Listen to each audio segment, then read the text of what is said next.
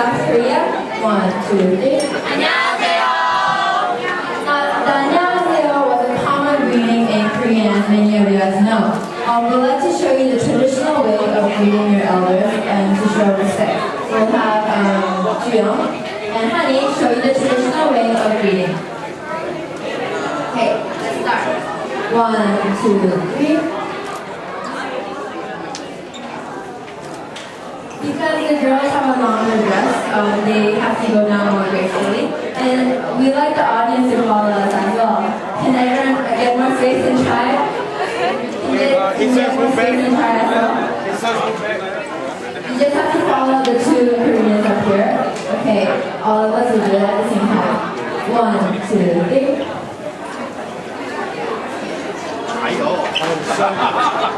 I cannot bend that long.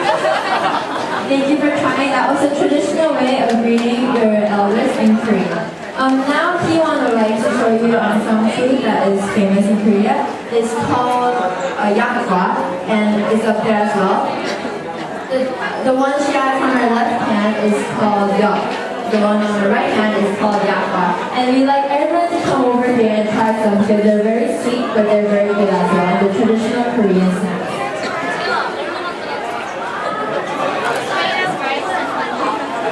The yakwa is made out of rice and honey, and the yak is made mostly out of honey.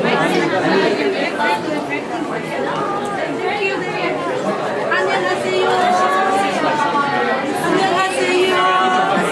감사합니다. Okay, now as the snacks are being distributed, we like to explain you the costumes that we have on. Now, everyone is wearing something that is called hanbok. Hanbok is a traditional Korean costume. All the girls are wearing hanbok and all the guys are wearing hanbok as well. However, we all have different designs and different lengths. For example, mine, the yes, is much more longer. Kiwan's is much more shorter on the shirt. And for the guys, Hagi's is longer, while Tanya's and Wonwoo's is a little shorter.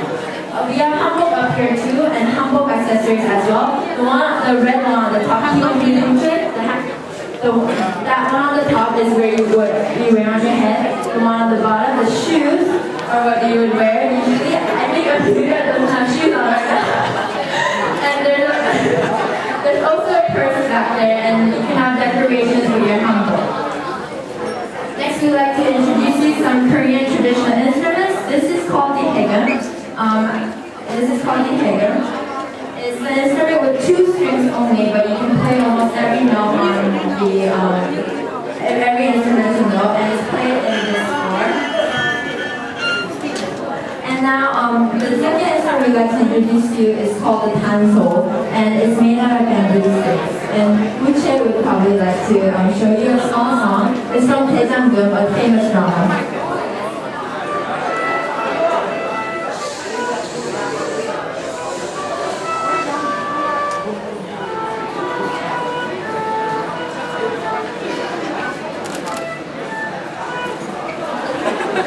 Okay, please give a round of applause.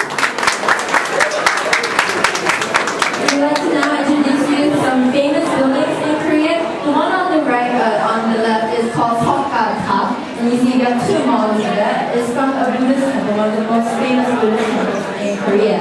The one here is called Sungnaemun. It's the #1 national treasure of South Korea, and it's also called the Gate to Seoul because it leads to Seoul as well. We have 2 pairs of Mandarin ducks there called one, and these Mandarin ducks are given to people who are married. They're in good terms, they can kiss each other, and they're not kind of turned away in a happy meeting. And we still have food here, everyone's listening food, and we have a Korean traditional items, decorations that you can take as well. And thank you, that'll be all from South Korea. Thank you. Thank you, South Korea. All right. Now, Dreams! All of us have dreams at one point in time or another. But what are dreams? Some of us dream of being famous. Others just dream of food. So what do we in Singapore dream of?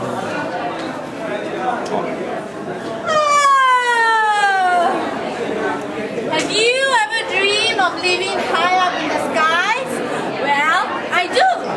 I dream of living way up in the skies.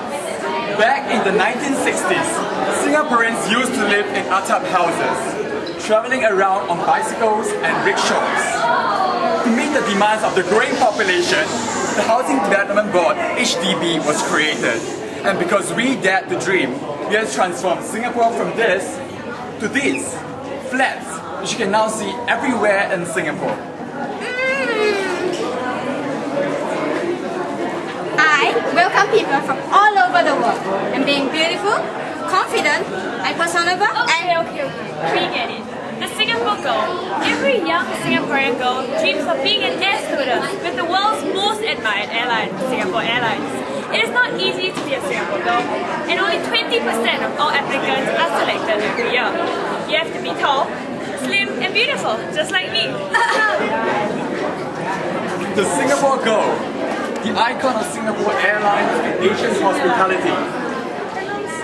Designed by Pierre Baumann in 1968, this air stewardess uniform is a modified version of the traditional Malay costume, sarong kebaya. The pilot's uniform, on the other hand, features a navy blue suit, a crisp white shirt, and a plain black tie, as you can see.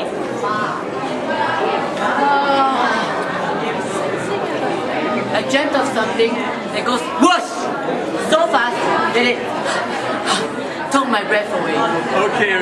What he's actually talking about are buses and mass rapid transit, MRT. Yeah, these over here. They form the main means of transportation for Singaporeans, and they are what allow us to get from one end of the island to another in a very, very short time, which is a huge improvement compared to the rickshaws of the past. Which would take you 2 days. Yeah, thereabouts. And I dreamt that I was the fastest person on lakes and on wheels, taking part in both the Youth Olympic Games and the F1 Grand Prix.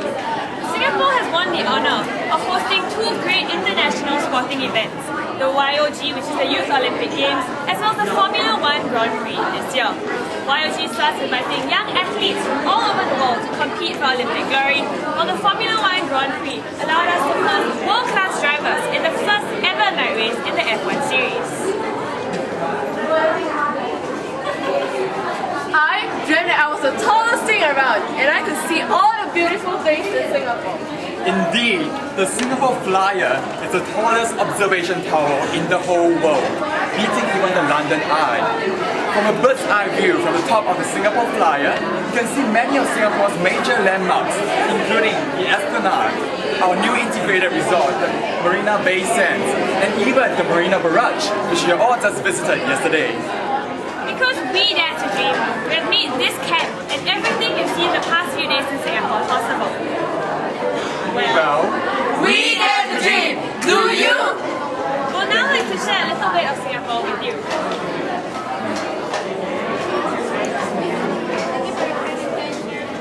Thank you for your kind attention.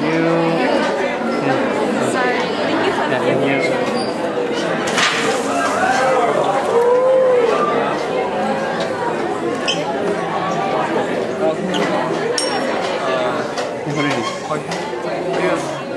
I haven't taken.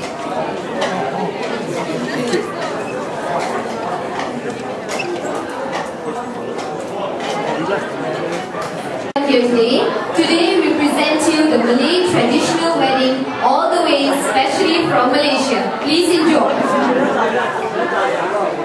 Malay traditional wedding institution holds a very sacred position in Malay society in Malaysia.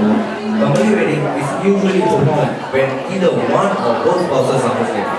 In Malaysia, Malay mostly refers as Muslim. The traditional Malay wedding ceremony normally is in 2 parts. Part 1. In part 1, a Malay wedding normally begins with the akad nikah ceremony, or also known as the marriage contract ceremony. This ceremony is normally presided by a qadi, a religious officer, or the bride's biological father. The akad nikah is a verbal contract, and the couple must also sign a marriage contract. The bridegroom then will provide with mas kawin, which is defined as mahar or dowry, such as sums of money or golden items, and give it to the bride.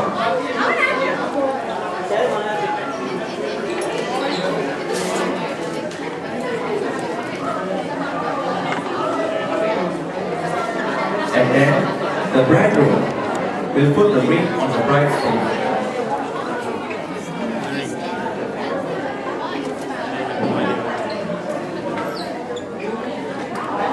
This event is known as Batal Bayes Wine. The dowry belongs to the wife forever and cannot be sold neither claimed.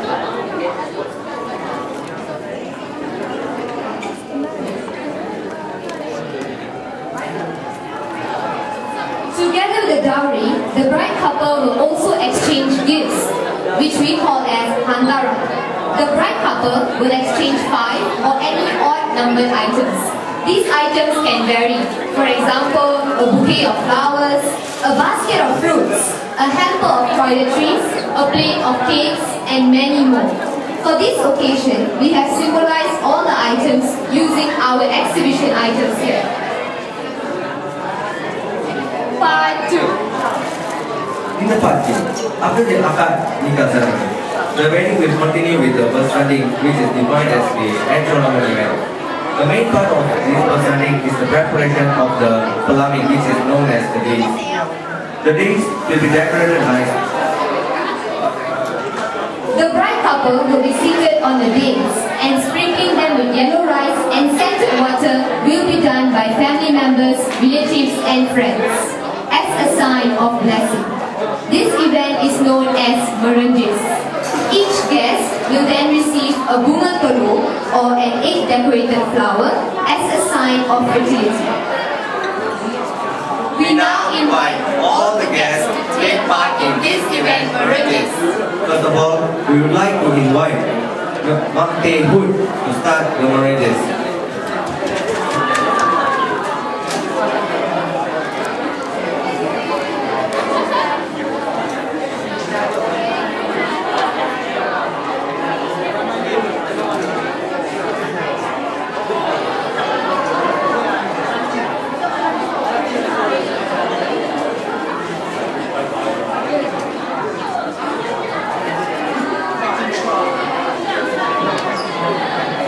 Next, we would like to invite the guest of honor, Mr. Willie Chan, the Managing Director of the Masjid Holdings, to perform the merenjes ceremony.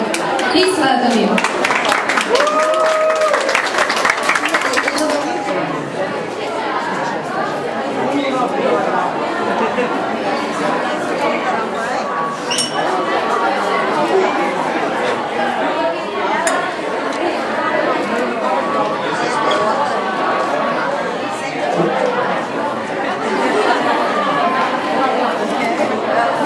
That's it? Oh, thank you.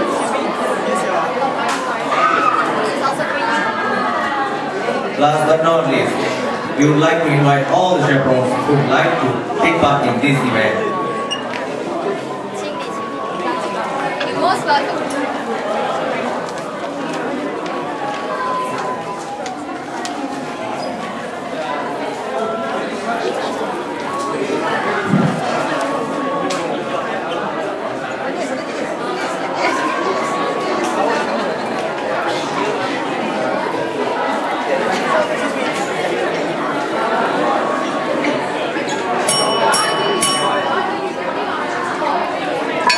Alright, thank you, Malaysia.